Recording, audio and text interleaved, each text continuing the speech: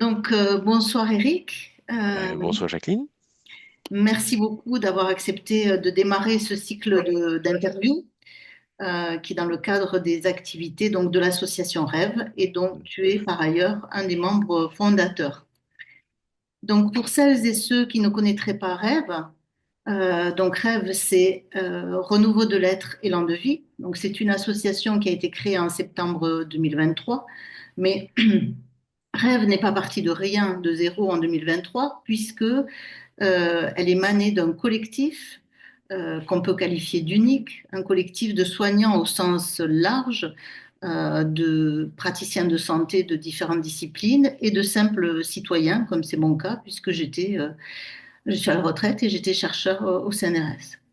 Donc, ce collectif avait entamé depuis plus d'un an une réflexion sur l'évolution du système de santé et souhaitait promouvoir une médecine plus humaine qui prenne le temps d'écouter la personne, de la considérer dans sa globalité, de la rendre pleinement co-actrice de sa santé et de favoriser une approche multidisciplinaire si nécessaire. Pour cela, dans ce but, Rêve s'emploie à développer la santé intégrative qui englobe, à mon sens, la prévention et l'éducation à la santé. Et le projet phare de Rêve, c'est la création d'un centre de santé intégrative dans la région toulousaine, projet dont tu nous fais l'honneur d'être le parrain. Un parrain dont la notoriété n'est plus à faire et qui plus est un précurseur de la médecine intégrative, que tu pratiques depuis de nombreuses années. Tu es donc un médecin généraliste par ordinaire, je dirais même atypique, puisque tu as développé, et pardon pour l'expression un peu triviale, un véritable couteau suisse qui va bien au-delà de l'allopathie. Tu t'es formé à la nutrition, la phytothérapie, l'homéopathie, la cancérologie, et j'en oublie beaucoup, je crois. Donc tu pourras compléter. Et j'aimerais aujourd'hui, c'est pour cette première, tu nous parles de ce parcours atypique par sa richesse et sa diversité, mais aussi que tu nous parles de tes motivations, quel a été ton moteur et quelle est certainement, ce sont des questions que je te pose en vrac parce qu'elles sont toutes reliées. Quelle est ta conception du métier de généraliste? Et comme tu es un précurseur de la médecine intégrative, quelle est ta définition à toi de la médecine intégrative? Et peux-tu nous expliquer comment tu la mets en œuvre dans ton quotidien de généraliste? Et enfin, peut-être une question complémentaire. Je pense que les personnes qui viennent te voir ont une démarche particulière. C'est toi qui viens voir pour ce que tu peux leur apporter. Je pense que ça intéresserait aussi de savoir quels sont les profils un petit peu des patients qui viennent te trouver. Voilà. Après cette longue introduction, je te laisse la parole. Merci Jacqueline. Alors beaucoup de questions, donc tu auras certainement l'occasion d'en répéter certaines parce que je ne vais pas forcément penser à répondre à toutes ces questions, mais globalement, quel est mon parcours, mon cursus, pourquoi j'en suis là aujourd'hui? Comme je le dis souvent, je ne crois pas au hasard et pourtant ce cursus est fait de hasard, de rencontres, hein. Il est dit que on mérite ces rencontres, mais qu'il faut savoir aussi les mériter et puis les reconnaître. Alors c'est peut-être ça un petit peu la clé. Euh, c'est rester très ouvert, très humble, constamment dans le doute parce que j'ai vite compris. Alors, je pense que je devais avoir certaines prédispositions à avoir un esprit un peu curieux et j'ai jamais accepté les dogmes. Donc, dès le départ, dans mes études de médecine, je me suis posé des questions et j'ai mis en doute mes profs, non pas pour les ennuyer ou par gloriole, mais vraiment parce que j'avais compris tôt que la science évolue en permanence et que ce qu'on raconte à un moment donné n'est plus vrai dans 5 ans ou dans 10 ans et qu'il faut toujours se remettre en cause. Bon, voilà, donc au départ, j'ai voulu être médecin depuis toujours, m'a toujours passionné. Il n'y a aucune raison pour que je fasse de l'homéopathie au départ. J'ai fait de la médecine d'ailleurs pour être spécialiste. J'ai fait mes études à Necker et je comptais peut-être être pédiatre. À un moment donné, j'ai envisagé d'être anesthésiste. Enfin, il y a eu vraiment plusieurs comme ça éléments plusieurs doutes aussi sur mon avenir. Et puis, j'ai préparé l'internat comme beaucoup. Et puis, je me suis rendu compte que finalement, non, je ne voulais pas faire de médecine hospitalière parce que ce qui m'intéresse, et c'est une partie de la réponse à tes questions, ce qui m'intéresse, c'est l'individu. J'ai vite compris que ce qui m'intéressait le plus, c'est l'être humain. L'homme avec un grand H, c'était la rencontre, c'était comprendre qui il était, et ça résume d'ailleurs une partie de la définition pour moi de la médecine intégrative, parce que pour moi il y a deux grands points dans la médecine intégrative. Là, il n'y a pas d'ordre, hein, mais le premier que je vais citer, c'est une médecine qui va utiliser tous les outils que l'on a à notre disposition potentielle pour soigner un malade. Et effectivement, donc l'autre partie de la définition, pour moi, de la médecine intégrative, c'est une médecine qui traite des gens et pas des maladies. Et ça, c'est ce que j'ai compris avoir envie de faire très tôt. Pour moi, c'est une chance. Est-ce que c'est un hasard? Est-ce que j'ai écouté les bonnes personnes ou je les ai entendues? En tout cas, très vite, je me suis dit non, la médecine hospitalière m'intéresse pas parce que la médecine hospitalière était trop dogmatique déjà à l'époque. Et pour moi, en tout cas, hein, c'est pas une critique, c'est vraiment par rapport à mon ressenti. Je la trouvais beaucoup trop dogmatique et beaucoup trop centrée sur la maladie. Les malades étaient déjà des numéros. Très souvent, c'était le malade de la 45, c'était l'appendicite du 8, voilà. Et ça ne me parlait pas. Bon, à ce moment-là, je me suis dit, ben non, je vais être plutôt médecin libéral. Et quel médecin libéral je pourrais être? J'aurais pu être pédiatre libéral, hein, puisque j'étais rentré à Necker pour ça. Et puis, mes rencontres, justement, font que je me suis rendu compte que l'homéopathie était vraiment une porte intéressante, mais pas que l'homéo, la phyto. J'ai été initié par des rencontres, des amis, des relations, des connaissances, très tôt, à une vision un peu plus naturelle, un peu plus globale de la santé. Et un peu comme ça, par hasard, puisque mes parents n'avaient pas du tout l'habitude de soigner avec des médecines naturelles. Moi, j'ai été noyé d'antibiotiques et de vaccins quand j'étais jeune. Et vraiment, c'était pas du tout l'habitude familiale.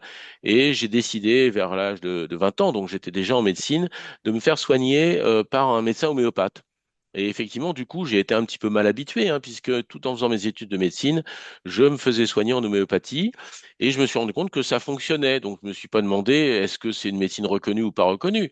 Ça fonctionne, donc ça fait partie des outils. Puis, j'ai comme ça aussi fait de la phytothérapie. Et puis, arrivé donc en fin de mes études, j'ai cherché, je me dis qu'est-ce que je pourrais faire comme formation pour compléter ma formation médicale et avoir plus d'outils à ma disposition. Et au lieu d'aller vers l'homéopathie, m'aurait peut-être amené à devenir un homéopathe très pointu et peut-être même uniciste, comme on voit, et avec tout le respect que j'ai pour mes collègues et amis unicistes, j'ai commencé par faire des études de naturopathie ou de naturothérapie avec un monsieur qui était assez connu à l'époque, qui s'appelait Robert Masson, qui était un des grands naturopathes, qui enseignait d'ailleurs à la fac. À l'époque, il y avait un diplôme de naturothérapie à la fac de Bobigny. C'était assez extraordinaire. Ça n'a pas duré très longtemps, mais comme quoi on était quand même plus ouvert dans les années 80. Et j'ai suivi son enseignement. Et ça a été une révélation pour moi. Là aussi, encore une fois, je crois que il faut savoir mériter ses rencontres et puis reconnaître à ce moment-là et savoir approfondir parce que c'est toujours des efforts, des rencontres. Mais j'ai appris énormément avec Robert Masson, qui pourtant n'était pas médecin. Et je me suis rendu compte qu'il connaissait plus de choses que moi, qui sortais de médecine, où j'étais censé être pas trop mauvais d'ailleurs. Donc, dans certains domaines, bien sûr, pas dans tous les domaines, entre autres dans le domaine de la nutrition et de la digestion.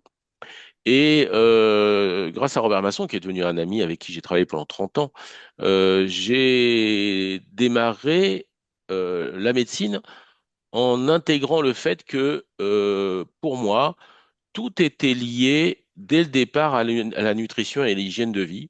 Et ça a été ma première volonté, c'est de faire, de creuser la nutrition. Alors, je l'ai fait pour moi-même, je l'ai fait pour écrire certains livres, et j'ai fini par faire un diplôme universitaire de nutrition pour, je dirais, aller au bout de cette démarche.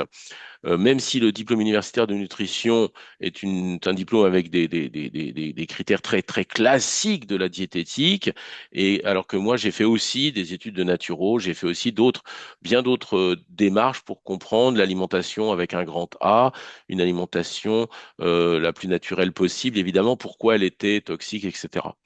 La- Creuser la nutrition nous amène forcément quand on le fait comme de la façon dont je l'ai faite à l'époque, à faire ce qu'on appelait à l'époque de la nutrithérapie. Et la nutrithérapie, c'est devenu la micronutrition, puis maintenant la médecine fonctionnelle. On adore changer les noms, mettre des nouveaux noms parce que ça fait plus moderne et puis ça permet à certaines personnes d'avoir l'air d'être les leaders. Alors maintenant, alors on avait évidemment les leaders de la nutrithérapie, puis on a eu les leaders de la micronutrition. Maintenant, on a les leaders de la médecine fonctionnelle et de la médecine intégrative. Bon, ces mots ne veulent rien dire finalement et sont souvent des façons de flatter les égos, mais l'avantage aujourd'hui, parce que c'est un vrai combat depuis 35 ans, c'est que les termes médecine fonctionnelle et médecine intégrative sont des termes reconnus par l'ordre des médecins et donc on peut s'appuyer sur ces éléments. Et d'ailleurs, je participe aujourd'hui à un syndicat qui vient d'être créé par des confrères et consoeurs, qui s'appelle le syndicat médical de médecine syndicat, non, d'ailleurs c'est pas médical, syndicat de médecine intégrative et fonctionnelle, le SINAMIEF.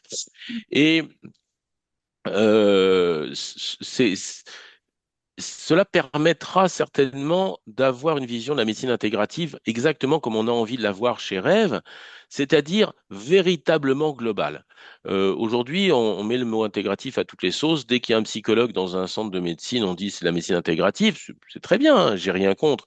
Mais très souvent, on se rend compte que les gens qui travaillent dans certains centres de médecine intégrative ne font jamais ni d'homéopathie, ni de phytothérapie, ont une vision de la diététique beaucoup trop archaïque ou je dirais pseudo-scientifique. Voilà, donc je pense qu'on peut aller beaucoup plus loin. C'est ce que j'ai essayé de faire depuis longtemps. Donc effectivement, comme tu l'as dit, après, j'ai fait d'autres formations. Je me suis passionné pour la phytothérapie et l'aromathérapie. Donc j'ai suivi un certain nombre d'enseignements dans ce domaine à l'époque. Je ne vais pas citer les noms des grands phytothérapeutes de l'époque que j'ai eu le plaisir de rencontrer.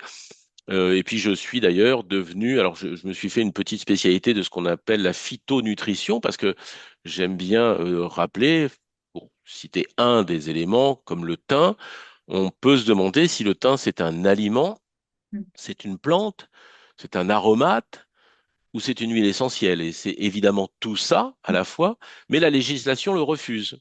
On est incapable de pouvoir parler du thym comme aromathérapie, voire comme phytothérapie. Ça reste un aliment, donc un complément alimentaire, et l'huile essentielle de thym est un aromate et pas du tout un produit thérapeutique aujourd'hui sur le plan de la législation. C'est l'absurdité de la législation française. On est vraiment très, très enfermé dans des espèces de carcans.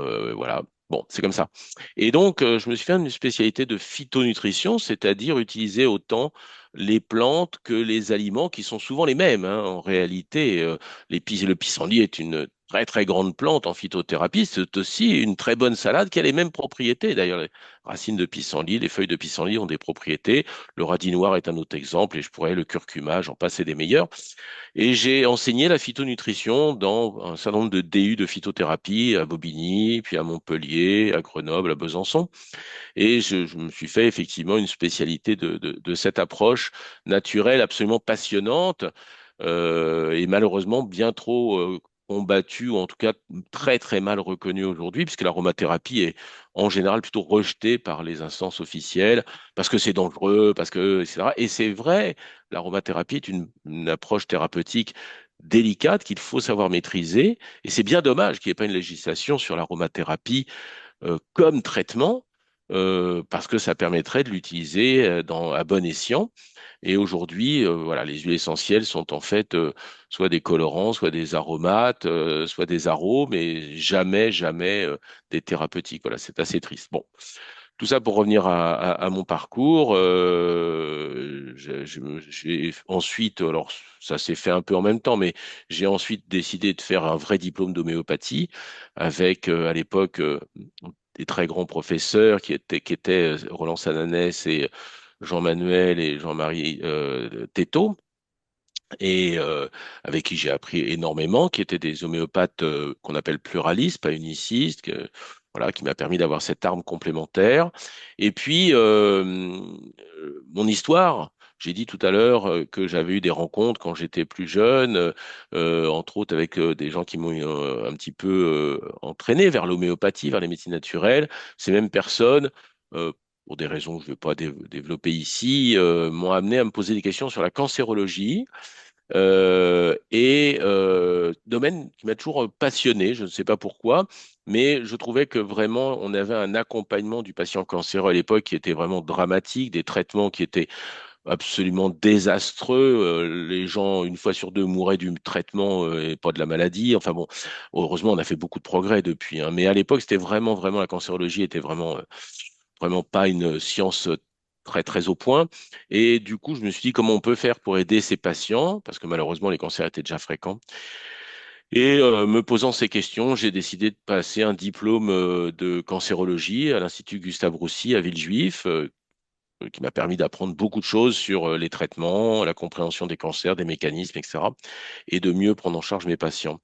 Voilà, et c'est vrai qu'aujourd'hui, d'ailleurs, une partie de la médecine intégrative s'intéresse aux patients atteints d'un cancer.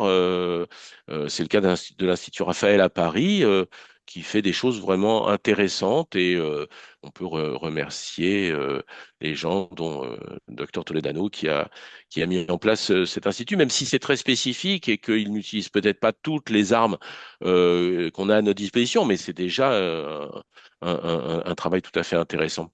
Voilà, ce qui montre que bon, bah, chacun à sa façon, on essaie d'avancer, d'amener notre pierre, enfin voilà, à l'édifice. Et puis toujours pareil pour des rencontres. Alors c'est pareil, ceux qui connaissent pourraient, euh, sont dans ce milieu pourraient connaître les noms de gens que j'ai rencontrés, comme André Burkel, comme Lionel Chapie, qui m'ont initié à l'immunologie. Et là aussi, bah, c'est pareil. Voilà. On essaie de mériter ces rencontres, passer du temps avec ces gens-là. J'ai beaucoup travaillé, j'ai enseigné ensuite avec eux. Et du coup, je me suis passionné pour l'immunologie, pour la génétique, parce que il y avait un autre domaine que je trouvais intéressant, c'était les maladies auto-immunes. J'ai donc passé un diplôme d'immunologie et de génétique à Clermont-Ferrand et ça m'a permis aussi de mieux comprendre un certain nombre de maladies. Et tout ça m'a amené voilà, à faire d'autres rencontres. C'est vrai que tu essaies de me faire raconter 35 ans de vie, même 40 ans, hein. Je suis entré en médecine en 80, donc voilà, ça fait 45 ans. J'ai vraiment, évidemment, ça commence à chiffrer, hein. Et voilà, et j'ai eu la chance de rencontrer par ces travaux d'immunologie Jean Seignalais, qui a été le père des intolérances alimentaires. Du coup, je me suis passionné pour ce sujet. J'ai travaillé avec Jean. J'ai vraiment eu la chance d'être proche de lui à un moment donné. Il a eu la gentillesse de parler de certains de mes euh, recherches, on va dire. C'est déjà presque un grand mot, mais dans un de ses livres.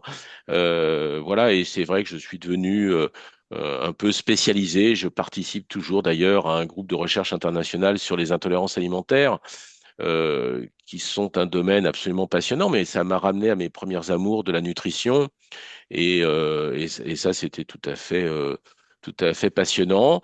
Et puis, ben, c'est ce travail sur l'alimentation très approfondi, très particulier, m'a amené à rencontrer des gens qui travaillaient dans le domaine de l'autisme, parce que, curieusement, on peut améliorer les enfants autistes en travaillant sur leur alimentation et leur intestin. Et j'ai eu la grande chance à ce moment-là de rencontrer le professeur Montagnier. Bah, là aussi, il faut se mettre à disposition, prendre le temps de découvrir et de partager les travaux de ces grandes personnes. Et c'est l'époque où j'ai rencontré voilà, le professeur Montagnier, avec qui j'ai travaillé pendant 15 ans, jusqu'à la fin de sa vie. On a été assez proches dans un groupe qui s'appelait Chronimède. On a énormément travaillé sur l'autisme, puis après sur la maladie de Lyme.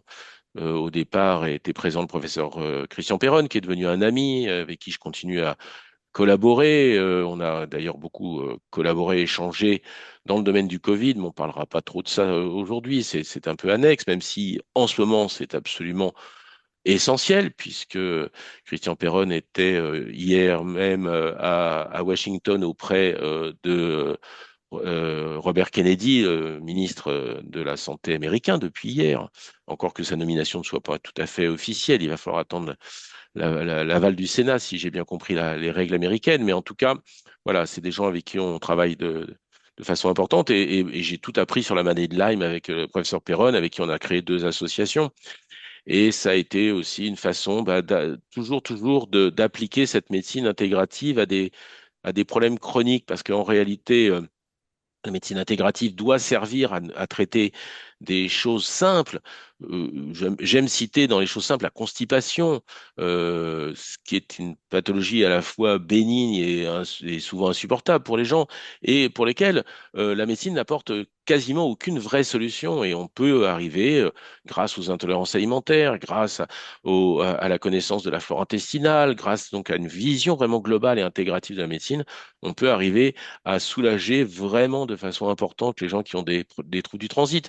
Ce que ne fait pas assez, à mon avis, la médecine d'aujourd'hui. Il faut dire que quand on est gastro-entérologue, on a plus envie de s'intéresser aux maladies de Crohn ou au cancer du côlon qu'aux constipés qui souvent sont considérés comme des emmerdeurs, pour utiliser un mot trivial et pas très élégant. Mais voilà, donc bon, c'est pas très valorisant de traiter une constipation. Bah, moi, je trouve ça valorisant, voilà. Parce que ce qui m'intéresse, encore une fois, c'est pas la maladie, c'est l'être humain qui est derrière. Et c'est ça qui m'a toujours guidé pendant ma carrière de médecin généraliste. Alors, je vais pas dire que je vois la médecine générale différemment des autres médecins généralistes.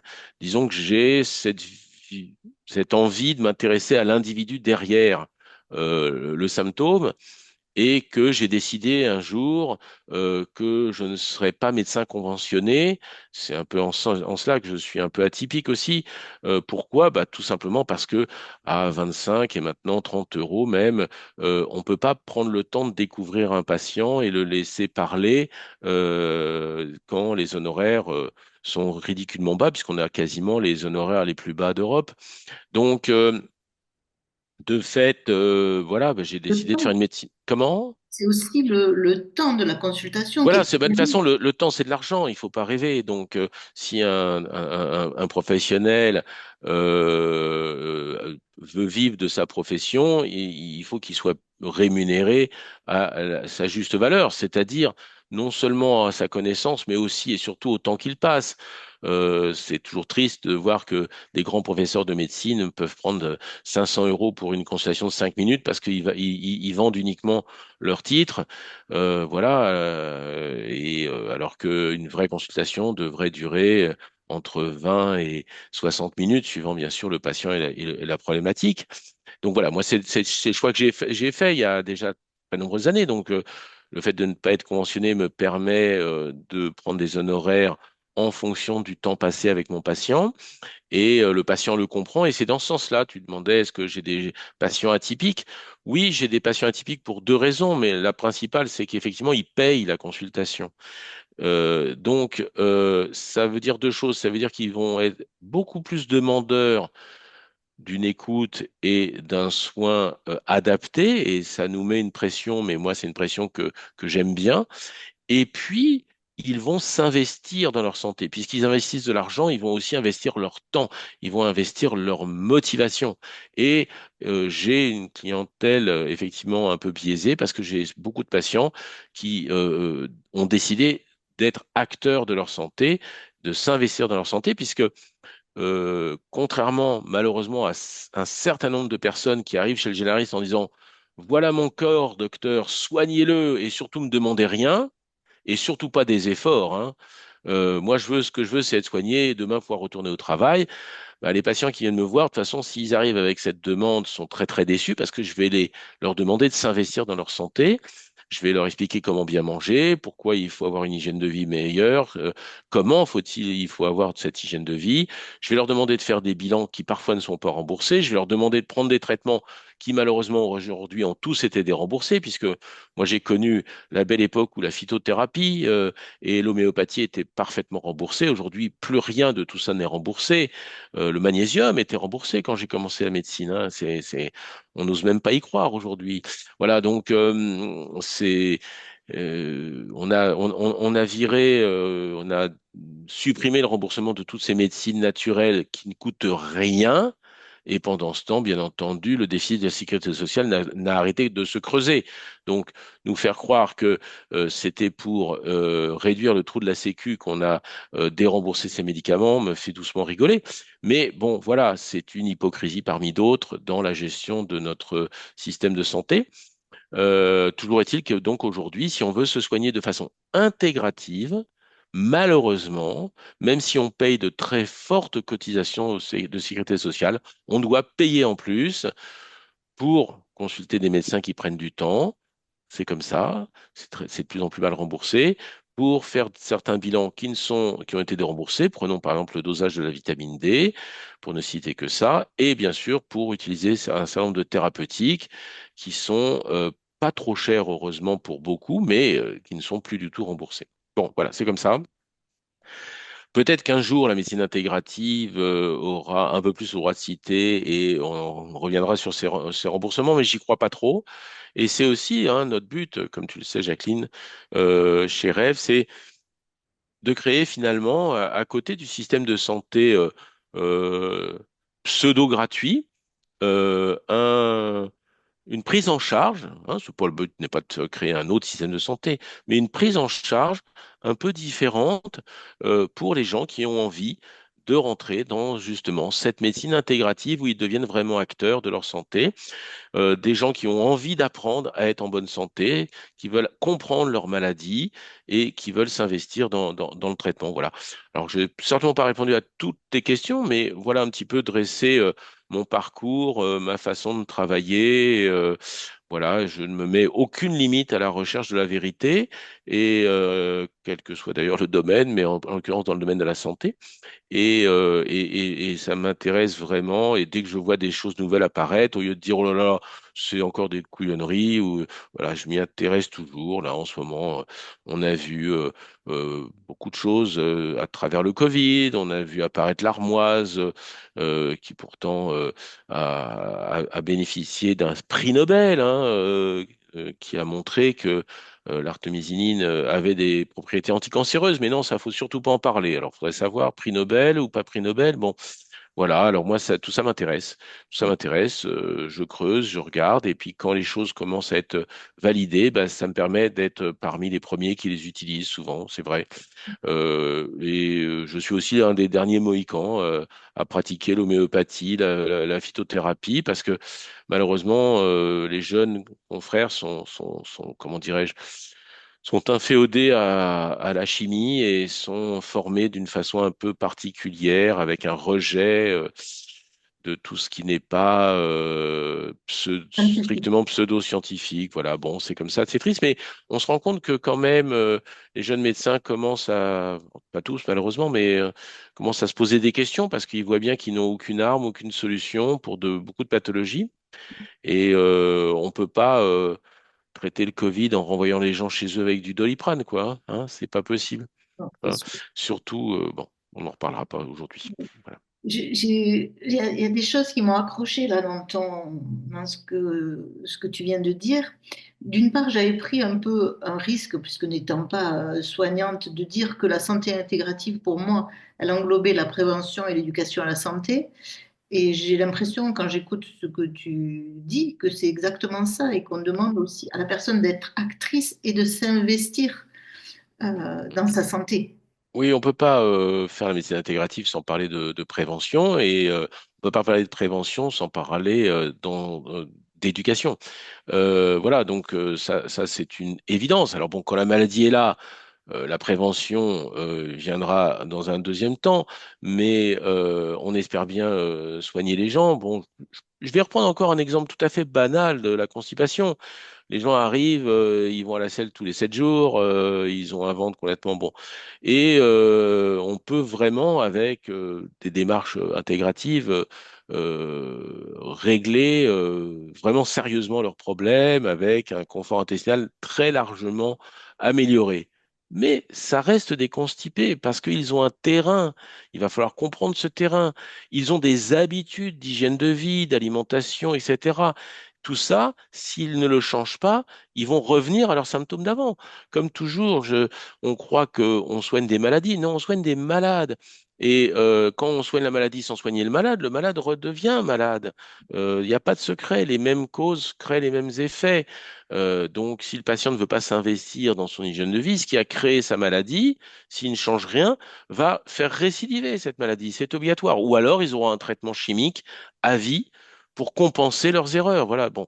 Donc, évidemment, cette médecine intégrative commence par essayer de soulager des symptômes, soulager ensuite le patient, et puis aider le patient à ne plus redevenir malade. Et c'est sans aucun doute ce qui m'a guidé au départ dans cette vision que j'ai eue de la médecine, parce que il n'existe pas aujourd'hui d'enseignement en fac de médecine pour éviter d'être malade. On soigne des maladies, mais on n'évite pas d'être malade. Si, les vaccins, voilà. Mais c'est rien du tout. C'est les vaccins et dire aux gens de moins fumer. Bon. Et c'est pas possible. Il y a bien on peut aller bien au-delà de ça. Et puis, je- l'autre élément qui m'a toujours choqué en médecine, c'est on traite tout le monde avec le même médicament à partir du moment où on leur met une étiquette d'une maladie. Mais chacun a son mode réactionnel et chaque patient a sa façon d'être malade. Quand on attrape un streptocoque, il y a des gens qui vont avoir mal à droite, d'autres mal à gauche. Il y a des gens qui vont être améliorés par le chaud, d'autres améliorés par le froid. Ça, c'est le génie de la réflexion homéopathique. Alors évidemment, pour un allopathe, c'est le même antibiotique. Oui, mais manque de peau, si c'est pas une bactérie, que c'est un virus, 80% des angines sont virales, eh ben, il n'y a pas de traitement. Rentrez chez vous, monsieur, c'est un virus, ça passera tout seul. C'est vrai, ça peut passer tout seul, plus ou moins vite. Et moi, mon expérience, c'est que ça passe beaucoup plus vite avec des thérapeutiques naturelles adaptées aux patients. Puis surtout derrière, on va mettre en place de la prévention, ça revient à ce que tu disais, pour qu'ils n'attrapent pas une deuxième, puis une troisième, puis une quatrième angine ou rhinopharyngite. Voilà, ça s'appelle la prévention. Et je le dis souvent, et pas du tout par gloriole, je pourrais remplir mon cabinet que de patients qui viennent pour la prévention hivernale, parce que ça marche tellement bien qu'ils reviennent tous les ans et ils m'envoient leurs conjoints, leurs enfants, parce que c'est tellement facile. Et c'est une des phrases que j'ai le plus entendues dans ma carrière, c'est «Oh, docteur, moi, depuis que je prends votre traitement, je ne suis plus malade l'hiver.» Voilà. Et ils n'ont aucun vaccin, bien sûr, parce que le vaccin de la grippe ne protège que contre la grippe. Et le traitement préventif intégratif protège contre toutes les maladies. C'est tout ce qui fait la différence. Voilà. C'est beaucoup plus intéressant. Et intellectuellement, pour moi, c'est beaucoup plus intéressant. C'est ça le pire. Des fois, je me dis, j'ai envie de dire à mes confrères, mais ça vous emmerde pas de passer votre vie à prescrire un vaccin en 5 minutes, au revoir monsieur, dame, et puis s'arrêter là, alors que déjà, un sur deux va être plus malade à cause du vaccin, puisqu'on sait que certaines personnes supportent mal le vaccin, et on a tous dans notre entourage des gens, oh, moi, l'année où je me suis vacciné, j'ai jamais été autant malade, donc je me vaccine plus. Parce que on se pose pas la question du terrain du patient. Ou à quel moment on fait ce vaccin? Il y a- on fait on fait une médecine qui est de plus en plus informatisée. Et je pense que d'ailleurs, l'objectif d'un certain nombre de responsables, c'est d'aller vers une médecine complètement dominée par l'intelligence artificielle et où les médecins seront remplacés par des ordinateurs. Ça peut être un truc intéressant pour certains. Pour gagner de l'argent, ça l'est certainement. Mais en tout cas, voilà, c'est pas ma façon d'exercer. Bon, moi, je Oui. suis à la fin de ma vie professionnelle. C'est pas, à la limite, on s'en fiche un peu. Mais c'est pas effectivement ce qu'on a envie de mettre en place avec Rêve. C'est sûr. Et pour reprendre, en fait, il y a enfin, il y a énormément de choses. On pourrait discuter. J'espère qu'on va le faire pendant longtemps parce que c'est passionnant. Mais moi, ce que je vois vraiment aussi dans toute cette expérience que tu as acquise pendant c'est pratiquement 40 années de pratique et de tout ce que tu as engrangé vraiment sur le terrain, plus la théorie avec les formations. Mais bon, déjà, pour moi, je pense que je dis une banalité, mais la médecine, c'est un art. Et tu en es vraiment je pense, un des exemples de cet art. Et après, ce que je vois quand même très important, c'est qu'il y a moyen que tu puisses transmettre. Oui, Euh, oui, j'ai toujours fait. Alors, donc, effectivement, moi, j'ai toujours dit, toujours écrit dans mes livres que la médecine était un art basé sur la science. Mais c'est surtout pas une science exacte. Et c'est tout ce que la particularité. D'ailleurs, on va pas en parler aujourd'hui, mais j'ai déjà plusieurs fois fait des conférences et des cours sur l'evidence-based medicine. Et quand on regarde la vraie définition de l'evidence-based medicine, c'est exactement ça. C'est de la science et de l'expérience et de l'adaptation à l'individu. Donc, c'est un art basé sur la science. Un art parce que il doit s'appliquer à un individu très particulier et qu'il faut utiliser la science pour bien le faire, mais qu'ensuite, cette science, on doit l'adapter à l'individu. Et c'est tout ce que ne fait pas, malheureusement, je trouve aujourd'hui, la médecine allopathique, même si dans certains domaines, elle essaie d'aller un peu vers ça. Mais comme c'est toujours avec de la chimie, voilà, on donne des statines à tout le monde et on se pose pas la question si vraiment le patient en a besoin. Bon, et on vaccine tout le monde sans se demander s'il n'y a pas des personnes qui ont un terrain qui va faire que le vaccin va être plus négatif que positif. Bon, voilà. Donc, c'est effectivement un art. Alors, bon, moi, il se trouve que grâce à Robert Masson, d'ailleurs, ma première rencontre, où j'avais même pas fini médecine, je suis tombé dans la marmite de l'enseignement. Et j'ai découvert que j'adorais enseigner, donc j'ai commencé à enseigner avec Robert, et puis après dans un certain nombre d'écoles, donc à la fac, dans des diplômes universitaires, donc pour voilà, ce qui est la nutrition un peu et beaucoup la phytothérapie et l'aromathérapie et la phytonutrition, voilà. Et puis effectivement, j'ai écrit un certain nombre de livres, hein, j'en suis à une quinzaine d'ouvrages, et puis maintenant j'écris une revue. Donc, la transmission a toujours été une autre de mes passions.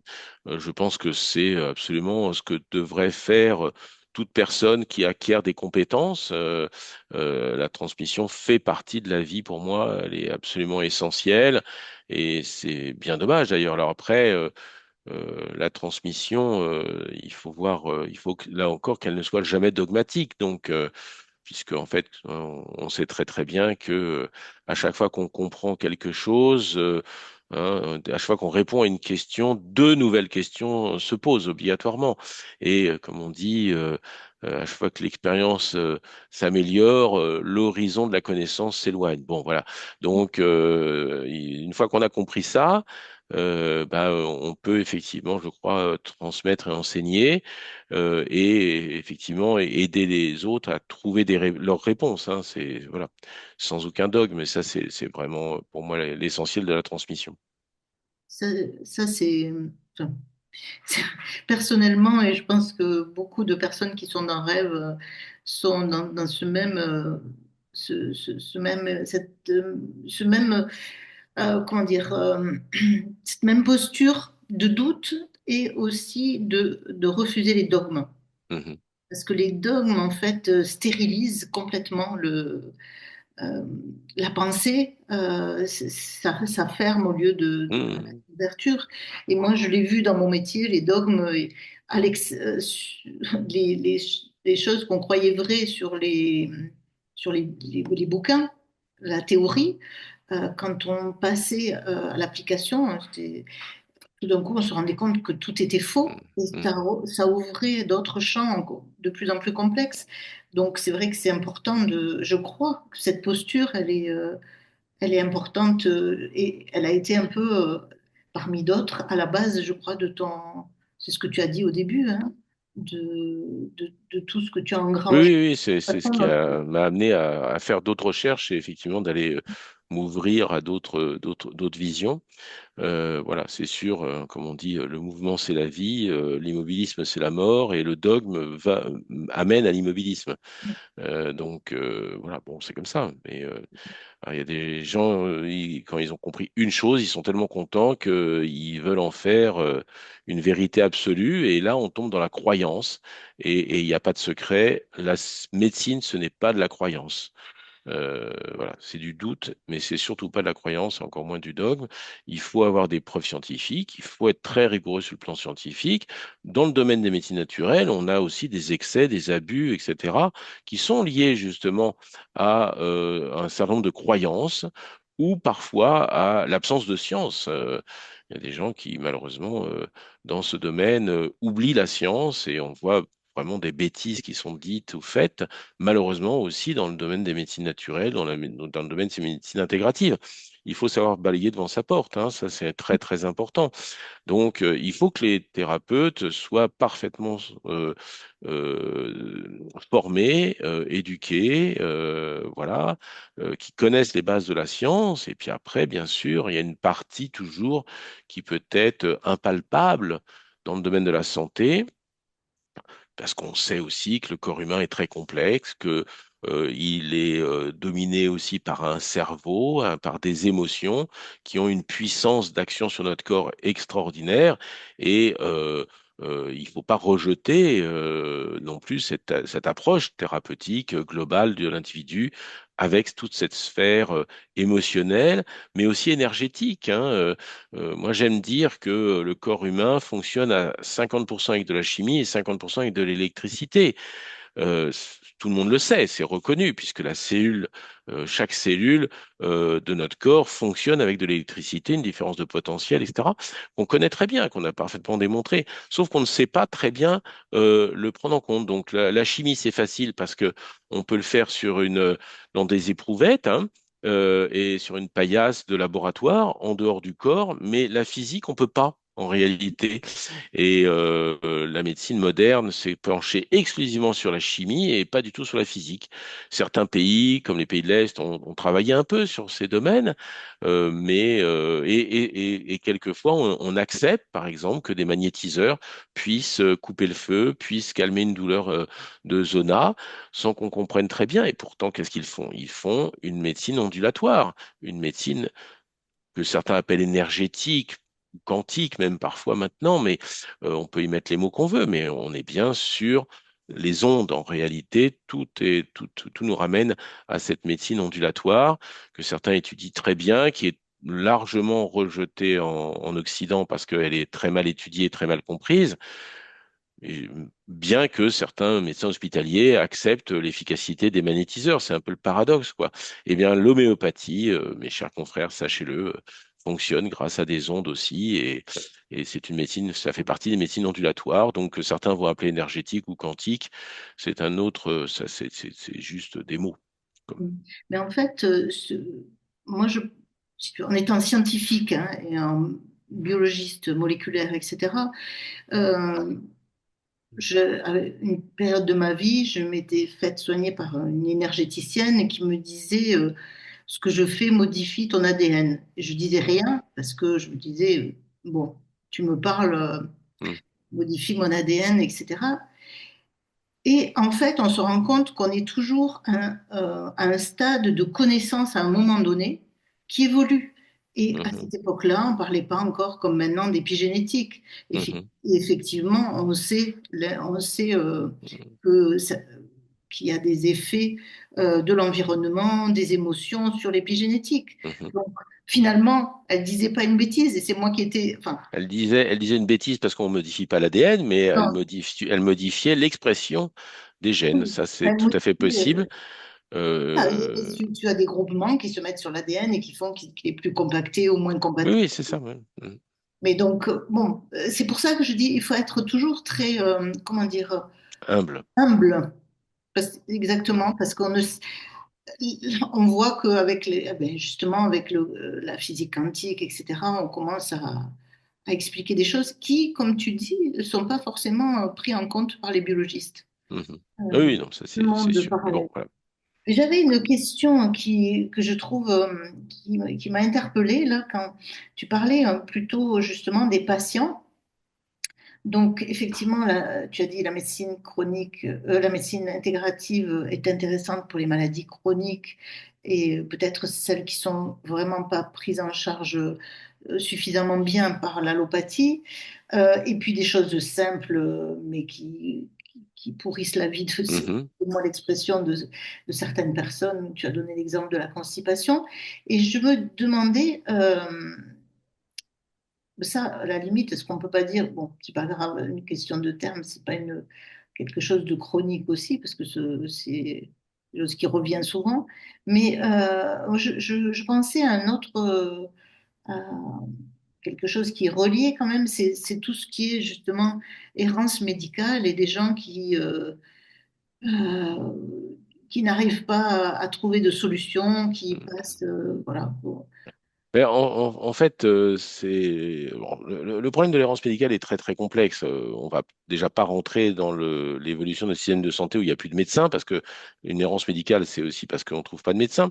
Mais même quand on voit des médecins, on a une errance médicale. Alors, il y a des cas qui sont très très connus, comme les maladies de Lyme, parce que la maladie de Lyme chronique n'est pas reconnue par les spécialistes en infectiologie. Du coup, il y a des gens qui ont des maladies de Lyme chroniques, qui est une entité parfaitement reconnue dans d'autres pays. Il n'y a que chez nous quasiment que c'est pas reconnu.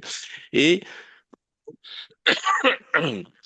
Et des gens peuvent passer 10 ans en errance médicale, qui en fait ils ont un Lyme chronique. On en a vu, moi j'en ai vu, on en a vu souvent avec le professeur Perron qui a écrit un livre passionnant sur le sujet. Donc on peut avoir des errances médicales qui sont liées à vraiment des méconnaissances de certains médecins qui passent à côté d'une maladie et puis tant qu'on n'a pas trouvé le médecin qui en a l'habitude, on traîne. Et après, il y a une errance médicale qui est liée au fait que les maladies ne sont pas du tout étiquetées.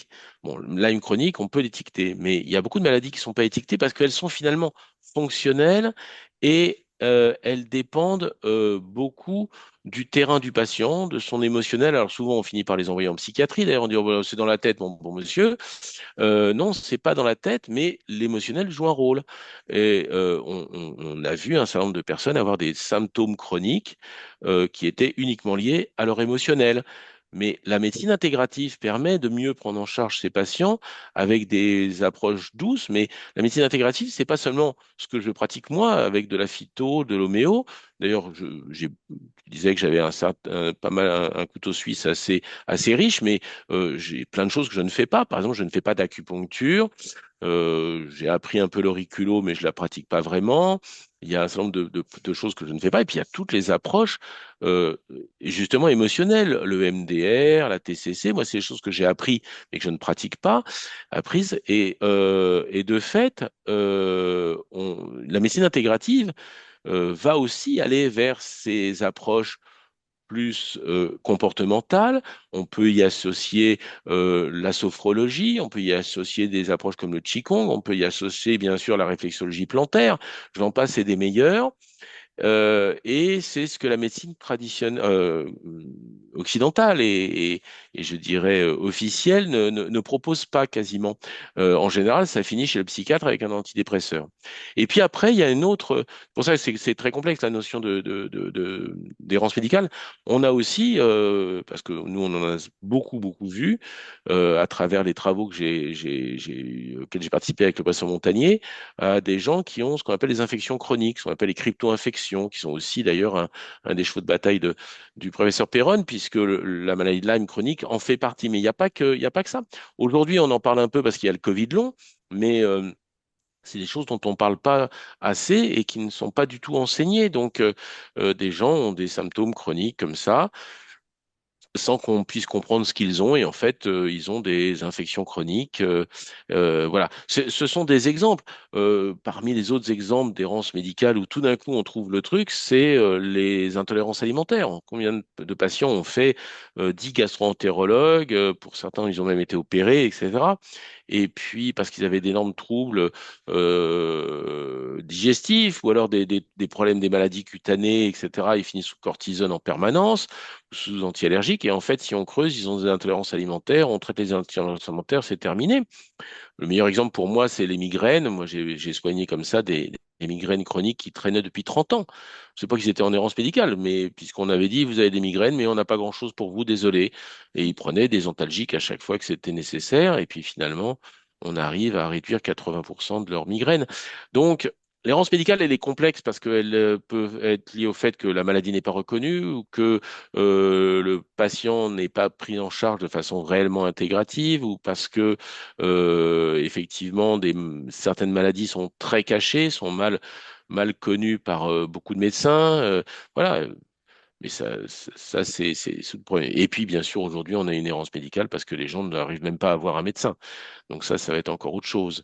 C'est aussi, comme tu le sais, le but de la démarche de rêve, c'est de pouvoir répondre un petit peu mieux à ces errances médicales qui sont évidemment très problématique dans notre société. Errance médicale à la fois pour que le malade puisse avoir des réponses déjà aux raisons, aux causes, mais aussi qu'il puisse avoir des solutions adaptées à son problème à lui et évidemment des solutions qui respectent la règle numéro un qu'on connaît tous, qui est le primum non nocere, donc avec des approches plus douces, plus naturelles, que de les mettre sous antidépresseurs, sous cortisone ou sous antalgiques majeurs, comme on le voit quelquefois, voilà, et qui aboutissent aujourd'hui à la crise des opioïdes aux États-Unis avec 500 000 morts, etc. Voilà. Donc, c'est QFD. Tout à fait, tout à fait. Ben, écoute, je trouve qu'on a fait déjà un bon tour. Un bon tour de la question. Et je me demandais si tu serais, déjà je voulais te remercier vraiment. Je pense que c'était passionnant, mais tu es passionné, c'est pour ça que Mhm. tu fais passer avec passionné en plus passionné de transmettre, donc Mhm. dans la transmission. Et je me demandais si on pouvait proposer déjà à nos auditeurs un prochain épisode qui serait sur, tu en as parlé à un moment donné, sur les maux de l'hiver et comment passer un hiver en bonne santé, essayer d'éviter. Pourquoi pas, sauf que évidemment, forcément, on va arriver à la fin de l'hiver, donc on va arriver un petit peu en décalage. On peut aussi parler des allergies et des maux du printemps. Oui, bien, oui, pourquoi pas. Donc, Voilà. Bon, on- à suivre. En tout cas, on va bien trouver un sujet de actualité saison de saison, ou d'actualité. actualité. Eh bien, je te remercie beaucoup, Eric, pour donner de ton temps pour Rêve. Euh, Merci. Avec plaisir. Merci à toi.